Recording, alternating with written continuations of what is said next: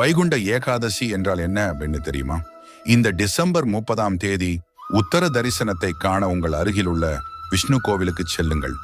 வைகுண்ட ஏகாதசி என்பது வருடத்தில் ஒரே ஒரு முறை வரும் மிக அற்புதமான நாள். இந்த ஏகாதசி மகாவிஷ்ணுவின் இருப்பிடமான வைகுண்டத்தோடு தொடர்புடையது. இந்த நாளில் கட்டுப்பாடு, விரதம், காத்திருப்பு மற்றும் ஒழுக்கம் ஆகியவற்றின் முக்கியத்துவத்தை பற்றி பழங்கால மரபுகள் பேசுகின்றன. இந்த ஒரு நாள் வருடம் முழுவதும் வரும் 24 ஏகாதசிகளுக்கு சமமானது. பத்ம புராணத்தின்படி வைகுண்ட ஏகாதசியை முக்கோடி ஏகாதசி என்றும் கூறுவார்கள்.